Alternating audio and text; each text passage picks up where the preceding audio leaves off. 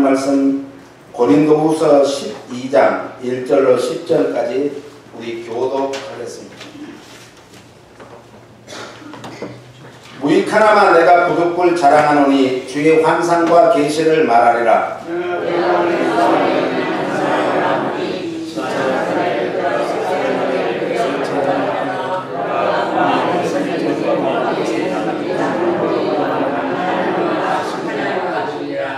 내가 이런 사람을 아노니 그가 몸 안에 있었는지 몸 밖에 있었는지 나는 모르거니와 하나님은 아시느니라.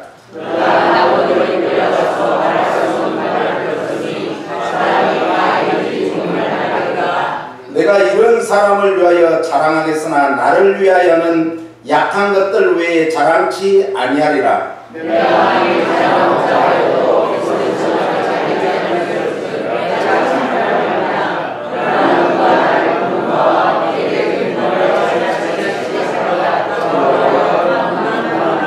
여러 계시를 받은 것이 지극히 크므로 너무 자고하지 않게 하시려고 내 육체의 가시 곧 사단의 사자를 주셨으니 이는 나를 쳐서 너무 자고하지 않게 하려 하심이니라.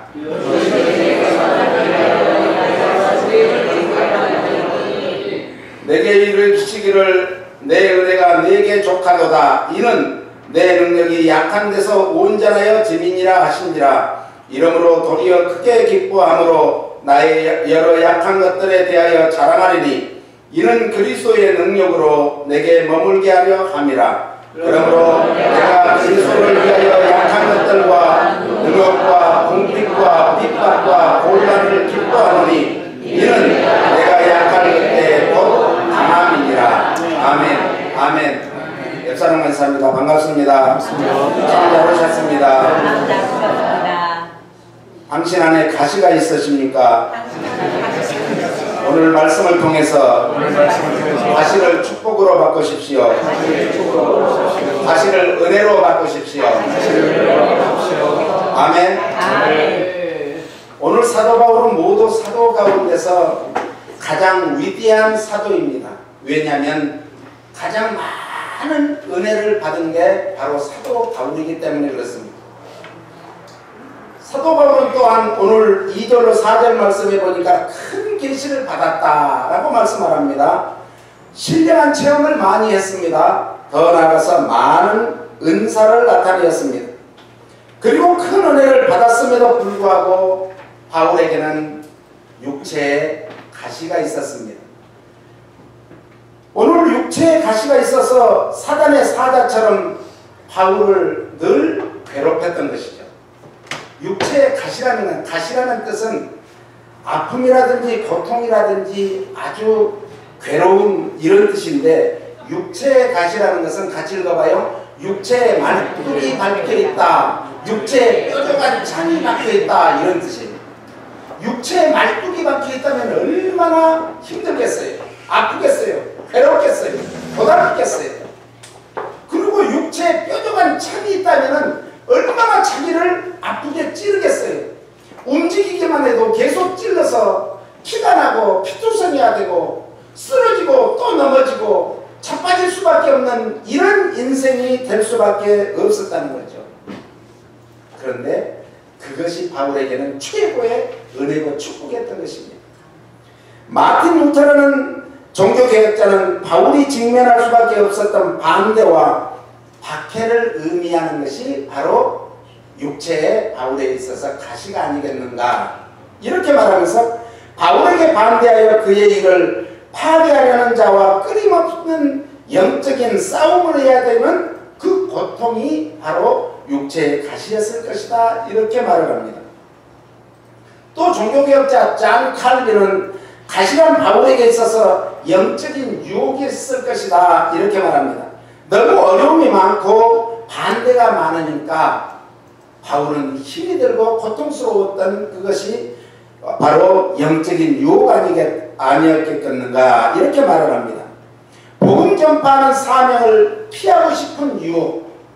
바울은 지금 생명을 다해서 복음을 전파해야 되는데 이것조차도 지금 피하고 싶은 그것이 바로 유혹이었지 않는가. 때로는 우리도 어떤 일을 하고자 하면은 오히려 더 큰 힘든 일이 올 때가 때가 있어요. 그럴 때는 하나님의 일보다는 자기의 육체의 소욕대로 일하고 싶은 그런 때가 있다는 것이죠. 그런 유혹을 받았을 때 바울의 양심이 심히 괴롭고 힘들어가지고 그것이 바로 육체의 가시가 아니었겠는가 이렇게 말을 합니다. 로마 가톨릭에서는 바울에게 있어서 육체의 가시를 유욕의 유혹이라, 이성의 유혹이라 이렇게 말을 합니다. 왜 그러냐면 수도승들이 수도원에서 훈련을 받는데 어떤 수도사들은 3년, 5년, 7년, 10년 이렇게 오랫동안 외부와 차단하고 훈련을 받음에도 불구하고 이 정말 이성의 유혹에는 약하다라는 것이죠. 그래서 그 본능을 없애는 것, 본능을 억제하는 것은 참 힘들었다는 것을 발견하게 되었죠. 그래서 바로 이 사도 바울의 육체의 가시가 이성의 유혹 아니었겠는가 이렇게 말을 합니다. 또한 그들의 이 금욕주의, 그러니까 수도원 영성에서 가장 중요한 것이 금욕주의인데 이 금욕주의에 따라서 그것을 제거하기를 원했지만은 되지 않더라. 그래서 바로 육체의 가시가 이런 이성의 유혹이 아니었겠는가. 거기에 바울이라 해서 예외가 될 수 없다. 바울도 사람인데 이렇게 말을 합니다. 터툴리안과 제롬 같은 분은 이제 초대교회 교부입니다. 교부도 바울이 매우 지독한 두통에 시달렸을 것이다 이렇게 말합니다. 왜 그러냐면 일반적으로는 간질일 것이다, 또 이제 안질일 것이다 이런 견해가 많죠. 당시에 지중해를 중심으로 해가지고 그 지역 일대를 휩쓸었던 것이 말라리아의 병이었습니다. 말라리아 병에 이 전염병에 걸리면 아주 심한 고열, 심하면은 40도, 50도가 넘는 이런 고열로 인해서 많이 죽기도 하지만은 그 고열로 인해서 머리가 이렇게 잘못돼 가지고 간질병에도 걸리고 여러 가지 이 고열로 인한 그 열병에 걸리죠. 그래서 이 그 베드로의 장모님이 열병에 걸렸을 때 예수님이 가서 열병을 치유해 준 그런 사건도 있지 않습니까? 그래서 이제 심한 두통이었지 않느냐, 열병이었지 않느냐 이런 견해가 있습니다.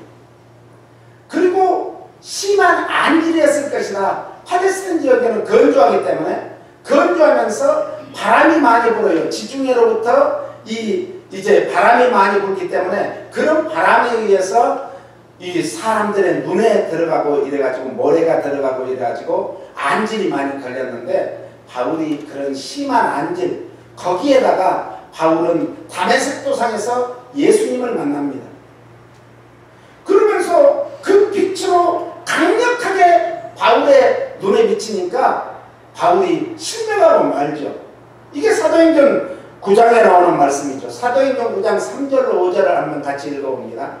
사울이 행하여 다메섹에 가까이 가더니 호련히 하늘로서 빛이 저를 둘러 비추는지라. 땅에 엎드러져 들음에 소리 있어 가라사대 사울아 사울아 내가 어찌하여 나를 핍박하느냐 하시거늘 대답하되 주여 위시오니까 가라사대 나는 내가 핍박하는 예수님을 핍박한 게 아니라 지금 사울은 누구를 핍박한 거예요? 예수 믿는 사람들을 핍박했는데 예수님은 예수 믿는 사람들을 핍박한 것이 곧 나를 핍박한 것입니다. 옆 사람에게 나를 함부로 대하면 예수님 앞에 함부로 대하는 것입니다. 조심하세요. 예, 이렇게 함부로 대하게 됩니다. 핍박하게 됩니다. 예수님을 핍박했다는 거예요. 그리고 9절에 보니까 이렇게 말씀해요. 사흘 동안을 보지 못하고 식음을 전폐하니라. 지금 바울이 어떻게 됐다는 거예요? 사울이 눈이 감겼다는 거예요. 보지 못하는 거예요. 그리고 밥을 먹을 수도 없게 됐어요. 그래서 하나님께서는 아나니아를 미리 준비해가지고 아나니아를 통해서 안수를 해서 낫게 하는데 그 다음에 한번 읽어볼까요? 17절로. 아나니아가 떠나 그 집에 들어가서 그에게 안수하여 가로되 형제 사울아 주 곧 내가 오는 길에서 나타나시던 예수께서 나를 보내어 너로 다시 보게 하시고 성령으로 충만케 하신다니. 오늘 우리가 안수를 받을 때는 우리가 이제 역사도 일어나지만은 가장 중요한 것은 성령 충만 받아야 돼. 할렐루야.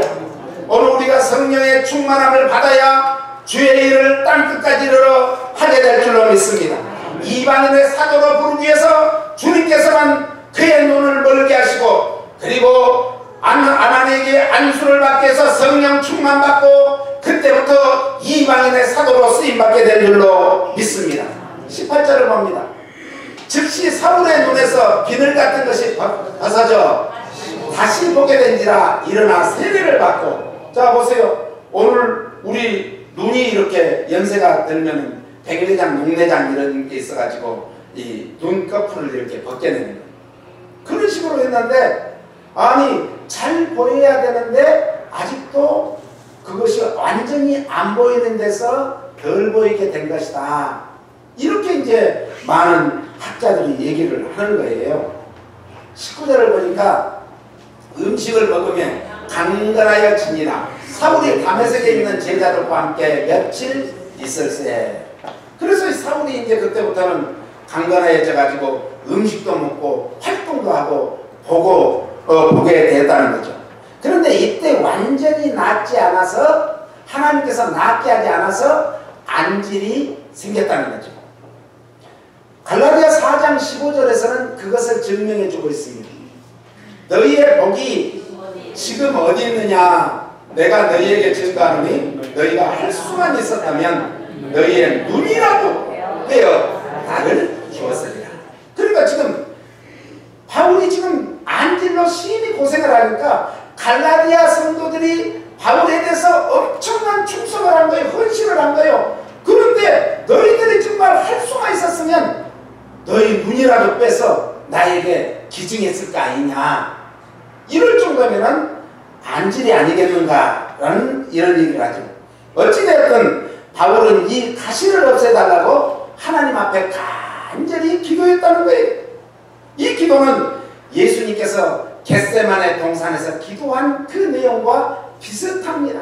내용도 비슷하고요. 아니 왜 내용이 비슷한가? 예수님이 주 아버지여 이 잔을 내게서 옮기시옵소서 계속 기도했지만은 옮겨주지 않았습니다. 바울은 눈의 안질을 정말 안질인지 정말 여러가지 설이 있는데 그런 고통 속에서 이 병을 낫게 해달라고, 가시를 치유해달라고, 가시를 제거해달라고 기도했지만은 그렇지 않았다는 거죠. 또 나가서 오늘 응답도요, 횟수도 물론 3번이죠. 바울도 3번을 기도했고 예수님도 3번을 계속 기도했다는 거죠. 그런데 응답도 같습니다. 어때요? 예수님도 아니야, 너는 이 잔을 마셔야 돼, 십자가를 져야 돼, 네가 십자가를 지지 않으면 인류를 구원할 수 없지. 우리가 정말 원탁에서 얘 정말 의논하지 않느냐, 의논했지 않느냐, 오늘 그 의논을 했던 것을 이루어야 될 거 아니야. 그러니까 십자가를 져야지. 그때 예수님께서는 아버지의 뜻대로 되기를 원합니다. 오늘 우리의 기도가 응답이 안 될 때는 항상 하나님의 뜻대로 되기를 위해서 기도하면 하나님께서는 우리가 기도한 것보다 더 이상의 것으로, 최상의 것으로, 최고의 것으로, 최대의 것으로 응답해 주실 줄로 믿습니다. 바울도 마찬가지죠. 바울에게도 이 가시를 좀 제거해 주세요. 그렇게 기도했더니 내 은혜가 너에게 족하다. 하나님의 은혜가, 주님의 은혜가 너에게 좋게, 그러니까 그것으로 만족해. 이런 내 능력이 약한 데서 온전하여 증인이라. 이렇게 응답을 했습니다. 바울은 말할 수 없는 고통 속에서도 주님께 생명을 다해서 헌신하고 봉사하고 충성하고 사명을 다했음을 믿으시기 바랍니다. 오늘 우리 풍성한교회 성도님 중에도 불치의 병으로 인해서, 육체의 병으로 인해서 고통받는 분들이 계시지 않습니까? 자녀 문제의 가시로 인해서 정말 어려움을 당하고 계시지 않습니까? 부부간의 갈등으로 인해서 고통 가운데 계시지 않습니까? 인간관계에서 상처로 인해 가지고 그 아픔을 끌어안고 고통을 호소하는 분이 계시지는 않습니까? 물질로 인해서 정말 너무너무 힘들어서 이 물질로 고통을 당하면요 뼈를 그냥 마르게 하는 그런 고통입니다. 그렇게 해서 힘드시지 않습니까? 그러면 내 몸에 있는 가시를 없애달라고, 이 문제를 해결해달라고 우리는 기도해야 될 줄로 믿습니다. 사도 바울은 이 문제를 어떻게 해결했습니까? 바울은 육체의 가시를 혼자 해결하려고 하지 않았습니다. 바울은 가시의 문제를 주님께로 가져왔습니다. 그리고 주님께 기도드렸습니다. 바울은 한 번 기도한 것이 아니었습니다. 3번씩이나 기도했다는 것은 간절히 기도했다는 거예요. 오늘 우리가 어떤 문제를 가지고 기도할 때는 간절히 기도해야 될 줄로 믿습니다. 내 살을 찌르고 나를 아프게 하는 가시가 있다면은, 내 마음을 찌르고 나를 고통스럽게 하는 가시가 있다면은 어떻게 하면 좋겠습니까? 하나님이 이 가시를 없애주세요. 하나님이 이 가시를 해결해 주셔야 되겠습니다. 너무 힘들고 고통스럽습니다. 너무나 스트레스가 심해가지고 이제 일어날 수 없는 그런 힘이 없습니다. 우리는 그대로 기도해야 되지 않을까요? 바울은 주님께 솔직히 고백했습니다. 이것이 첫 번째 해결의 길이었습니다. 첫 번째, 우리가 하나님 앞에 문제가 있다면, 가시가 있다면 하나님 앞에 내어놓는 거예요. 그것이 뭐예요? 기도밖에는 없어요. 옆 사람에게 기도밖에는 없습니다. 기도해야 해결됩니다. 문제가 있는데도, 가시가 있는데도 기도하지 않는 분들을 보면은 무슨 배짱으로 세상을 사는지 알 수 없어요. 예? 야, 그것을 무슨 배짱이라 하냐? 똥배짱이라 합니다. 예? 진짜 혼자 해결하려고 하지 마세요. 주님께 가지고 오셔서 기도해 보세요. 주님은 이렇게 말씀하십니다. 마태복음 11장 28절로 30절 말씀입니다. 수고하고 무거운 짐진 자들아 다 내게로 오라. 내가 너희를 쉬게 하리라. 그럼 수고하고 무거운 짐을 가지고 주님께 오면은 주님께서는 쉬게 해준다는 것이 무엇인가? 29절이요. 나는 마음이 온유하고 겸손하니 나의 멍에를 메고 내게 배우라. 그러면 너의 마음이 쉼을 얻으리니. 마음에 고민이 많고 상처가 많고 아픔이 있고 힘들고 괴로울 때 우리는 주님의 마음을 가져야 될 줄로 믿습니다. 너희는 이 마음을 품으라. 곧 그리스도 예수의 마음이니 그런 건 하나님의 번째시나 하나님과 동등됨으로 취할 것으로 여기지 않는 겸손한 마음입니다. 십자가에 죽기까지 복종하는 마음, 이걸 온유한 마음이라고 해요. 하나님의 말씀에 순종하는 복종하는 마음이 온유한 마음인 줄 믿습니다. 오늘 겸손하고 온유한 마음을 가질 때 우리 마음에 쉼을 얻게 된다는 그런 말씀입니다. 30절에 그래서 이렇게 말씀합니다. 이는 내 멍에는 쉽고 내 짐은 가벼움이라 하십니다. 주님이 주시는 십자가는 다 있다는 거예요. 네게나 있는 십자가 내게 도이도다. 다 십자가가 있어요. 십자가가 없는 사람, 고난이 없는 사람은 사생활하고 있어요. 하나님이 우리에게 감당할 수 있기 때문에 십자가를 주신 줄 믿습니다. 자녀가 십자가라면 그 자녀를 위해서 기도하라는 거예요. 물질이 십자가라면 물질을 위해서 기도하라는 거예요. 서로 하는 것에 하나님께서 재물을 얻으려고 기도하라는 거예요. 다른 사람에 가서 꾸임받지 않냐고 꾸어주는 손길이 되기 위해서 기도하라는 거예요. 내 육신이 약할 때는 육신을 치워달라고 기도해야 되는 거예요. 어려운 문제가 있을 때, 고통 중에 있을 때 혼자 고민하지 마세요. 혼자 근심 걱정 염려하지 마세요. 더 큰 고통만 찾아올 뿐입니다.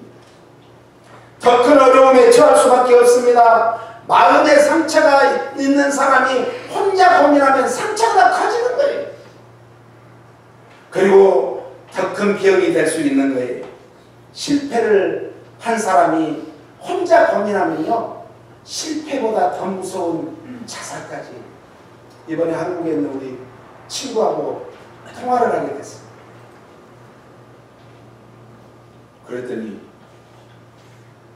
누구 알지? 안다. 그 아우가 우리 한국 후배인데 그 아우가 참 선배들로 잘생기고 사업도 잘하고 있는데 사기를 당해가지고 회사가 넘어가게 돼가지고 자기한테 와서 3일 전에 상담을 했는데 차라리 회사를 포기하고 지금 있는 것 가지고도 남은 여생을 가족이 편안하게 살 수 있으니까 그렇게 하라고 조언을 해줬는데 3일 후에 자살을 했다. 여러분 힘들고 어려울 때 사람 찾지 말고 하나님 앞에 호소하세요. 하나님 앞에 기도하세요.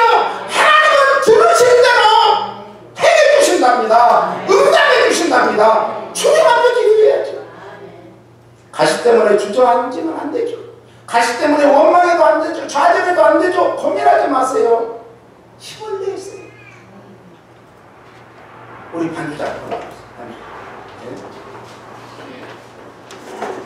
야고보 5장 13절로 한번 읽어봅니다. 야고보 5장.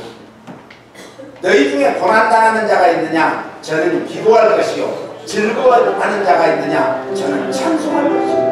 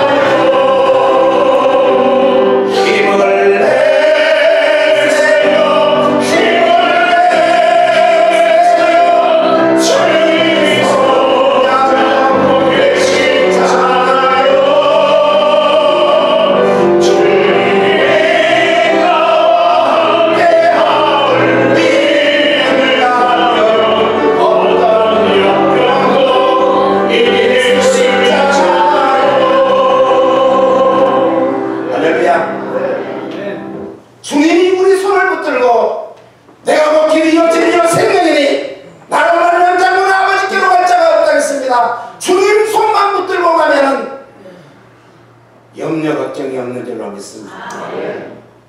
시편 50편 15절에 이렇게 말합니다. 환난날에 나를 부르라. 내가 너를 건지리니 내가 나를 영화롭게 하리라.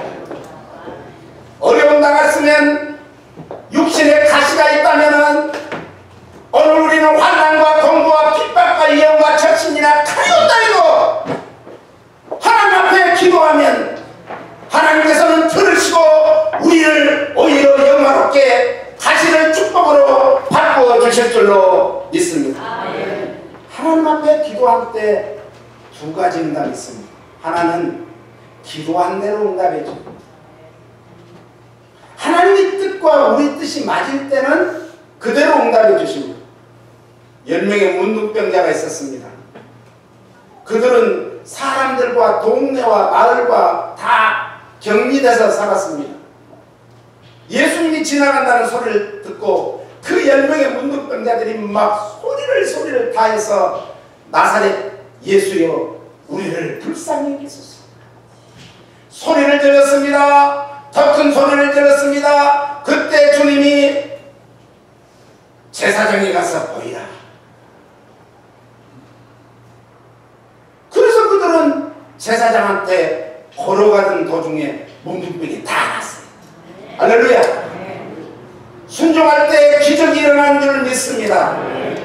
그랬는데 그 중에 한 사람이 생각하니까 누가 치유해 주셨어요? 주님이 치유하셨죠. 그래서 혼신의 힘을 다해서 그 일행을 쫓아갔습니다. 주님 앞에 엎드렸습니다. 주님 감사합니다. 나 같은 거 정말 영원히 멸망받을 수밖에 없는 너를 정말 이렇게 치유해 주시고 정말로 해주셔서 감사합니다. 주님 말씀하십니다. 아홉은 어디 갔냐? 아홉은 어디 갔어? 오늘 우리가 어쩌면은 그 한 명의 문둥병자가 되기 원하십니까? 9명의 문둥병자가 되기 원하십니까? 똑같이 치유함을 받았지만 하나님 앞에 감사하고 남은 여생이 하나님 앞에 쓰임받기를 예수님 이름으로 축원합니다. 아멘. 믿음의 기도는 그대로 역사입니다. 소경 거지가 눈이 안 보입니다. 어느 날 나사렛 예수님이 그 앞으로 지나간다는 소리를 들었습니다. 사람들이 막 웅성거려서 무슨 소리냐고 그러니까 예수님이 가신다는 소리였습니다. 그래서 이 거지 정말 소경인 바디메오는 앉은 자리에서 막 큰 소리로 외쳤습니다. 그러니까 주위에서는 시끄럽다고 이 거지 주제에 정말 맹인 주제에 일하냐고 막 소리를 질렀습니다. 그러면 그럴수록 더 큰 소리로 다윗의 자손 예수여 나를 불쌍히 여겨 주시옵소서. 그때 주님이 들으시고 이리 불러와라. 그래서 제자 중에 한 명이 뛰어가서 예수님이 너를 부르신다. 그때 벌떡 일어나서 이제 그를 손을 잡고 갔습니다. 예수님 앞에 섰습니다. 주님이 묻습니다. 내가 너에게 뭘 해주기를 원하니? 주여! 보기를 원합니다. 따라서세요. 주여! 보기를 원합니다. 그랬을 때 주님은 그 기도한 대로 마음의 소원을 그대로 이루어진 줄로 믿습니다.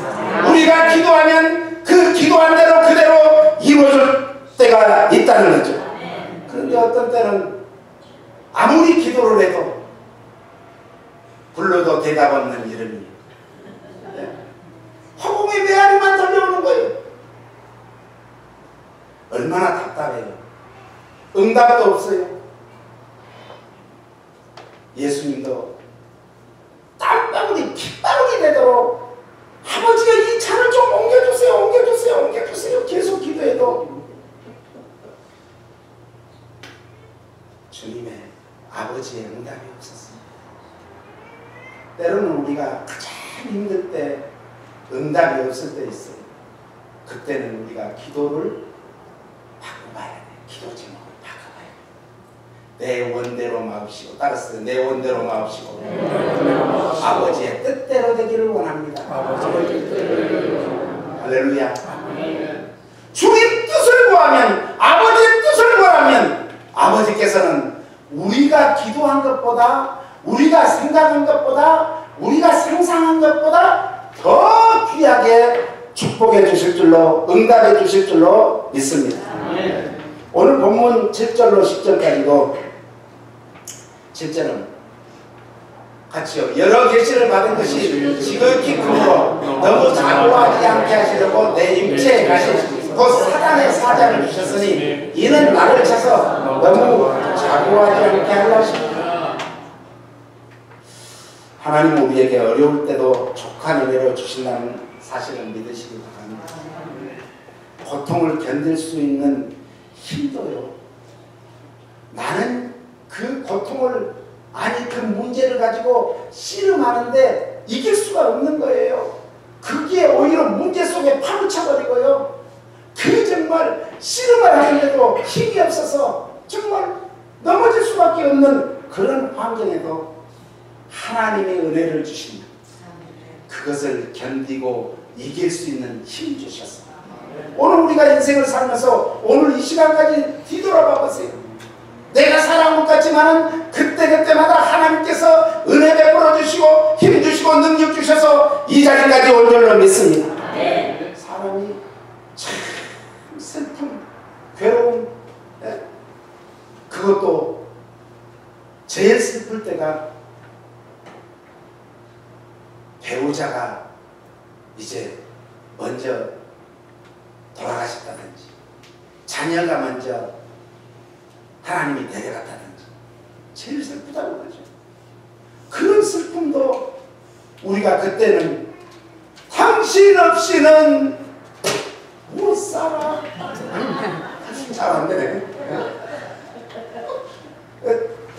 그렇게 가슴을 치고 땅을 치고 통곡했지만 멀쩡하게 지금 살아있잖아요. 네? 다 하나님의 은혜예요. 할렐루야. 다 하나님의 은혜예요. 고독이요 얼마나 괴로운지 아세요? 고독도 혼자 있을 때 고독은 그래도 참을만 하답니다. 그런데 가족들이 있는 가운데서 고독함, 대중들이 있는 속에서 고독함은요 견딜 수 없대요. 그때 우리 주님이 우리에게 은혜를 베풀어 주셔서 그것도 이길 수 있는 줄 믿습니다. 네. 가시를 축복으로 바꿀 수 있는 놀라운 것도 하나님이 주신 은혜로거든. 내가 잘해서 아니, 내가 잘했어. 그래서 로마서 5장 3절에는 이렇게 말합니다. 다만 이뿐 아니라 우리가 환난 중에도 즐거워하니 이런 환난을 인내는 연단은 소망을 이루는 줄 알거나 소망이 부끄럽게 아니하면 우리에게 주신 성령으로 말미암아 하나님의 사랑이 우리 마음에 무한받았다 부흥받았다. 폭포수와 같이 부어줄 때가 있다. 평소에는 하나님이 이슬비와 같이 조금씩 내리니까 그것이 별것 아닌 것 같은데 그것이 대지의 모든 동식물을 살리는 원동력이 되지만 때로는 소낙비와 같이 부어줄 때도 있고 소낙비로도 모자라면 폭포수와 같이 쏟아부어줄 때도 있는데 그 쏟아부어주는 그 은혜가 오늘 우리 심령에 임할지어다. 할렐루야. 심령에 임해야 돼. 하나님의 은혜가 임해야 돼요. 그런데 하나님께서는 우리에게 은혜만 주신 것이 아니에요. 계속해서 하나님께서는 구절을 한번 읽어보겠습니다. 본문 9절.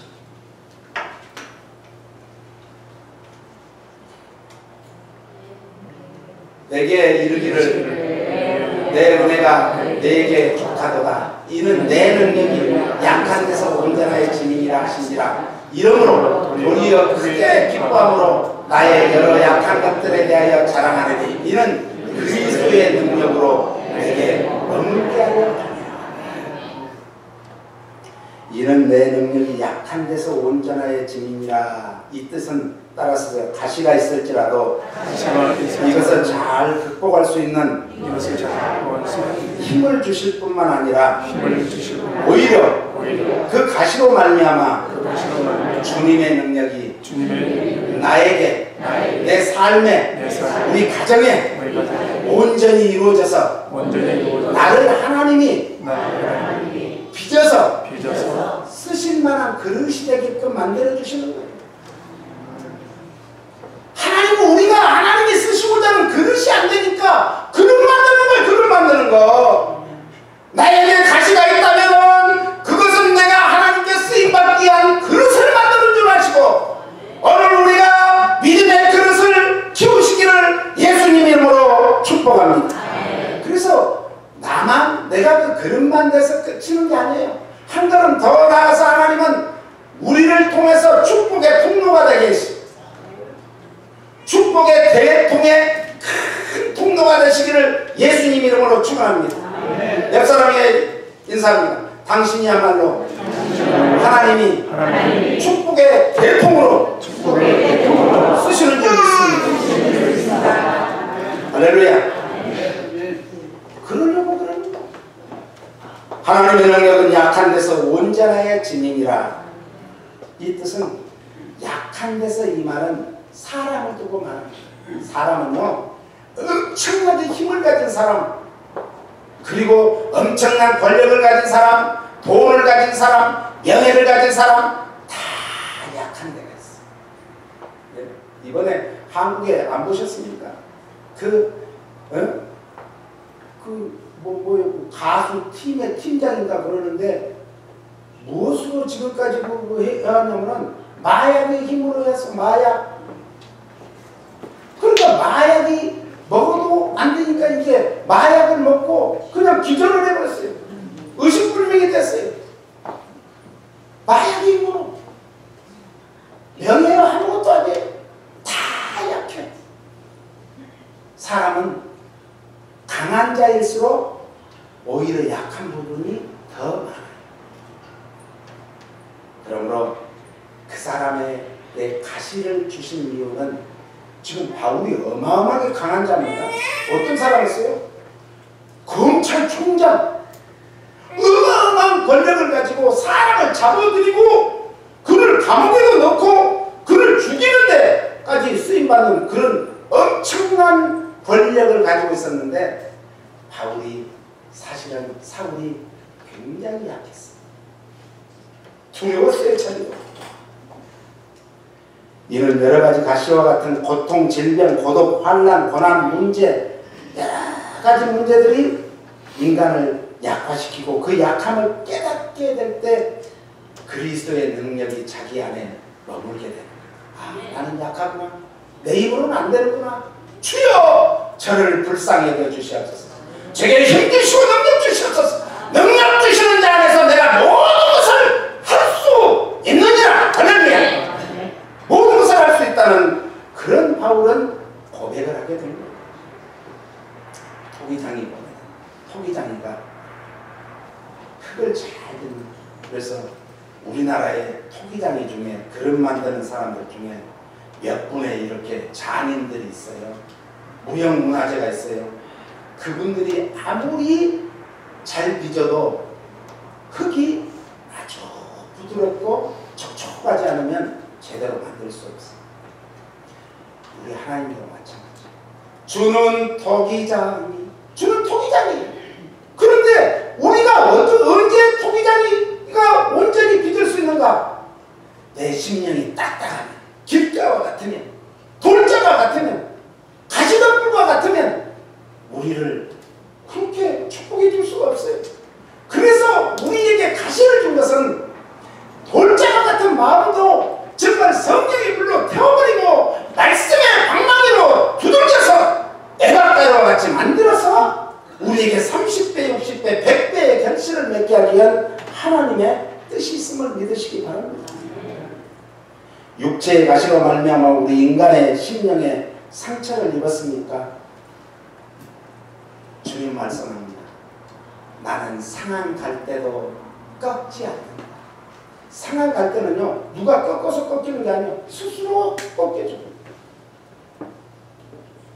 우리가 상한 갈 때와 같을지라도 주님 앞에 나오면 주님의 능력으로 말미암아 온전하게 될 줄로 믿습니다.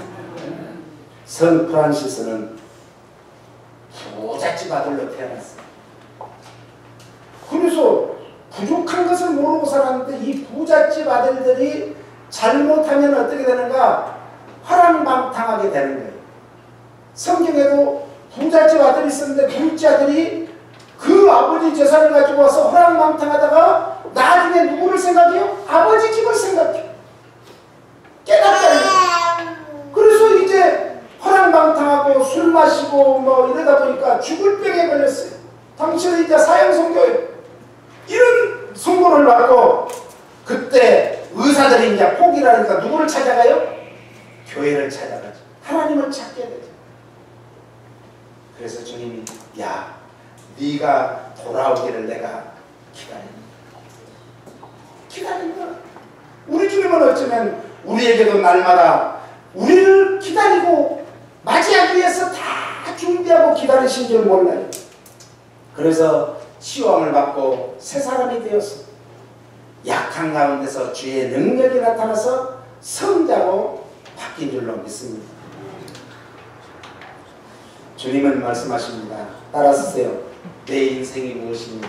내 인생이 무엇이냐? 내 인생이 무엇이냐? 내 인생이 무엇이냐? 잠깐 보이다가 잠깐 사라지는 사라지는 안개는 안개이나 우리 인생이요 별것 아니에요. 네? 이 세상에서 그냥 천년 만년 살 것 같지만은 강건하면 70이요 80이고 100년 120살을 산들 무슨 소용이 있어요?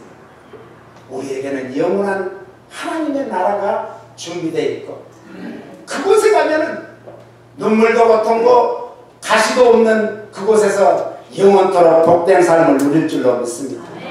인간의 끝, 내가 여기서는 더 이상의 이 소망이 없어, 희망이 없어, 이제는 끝이야, 더 살아갈 소망이 없어, 이럴 때 하나님께서는 우리를 들어서 시작할 때인 줄 믿으시기를 바랍니다. 인간이 약해질 때 무엇을 해야 될까요? 못 알아겠죠? 기도밖에 없어. 기도. 하나님을 찾는 것밖에 없어. 하나님, 우리에게 가시가 있다면, 우리에게 어려움이 있다면, 우리에게 상처가 있다면, 내 혼자 문제를 해결할 수 없었다면 주님 앞에 기도합시다. 이제라도 돌아오라. 주님은 두 팔 벌리고 우리를 기다리신 줄 믿습니다.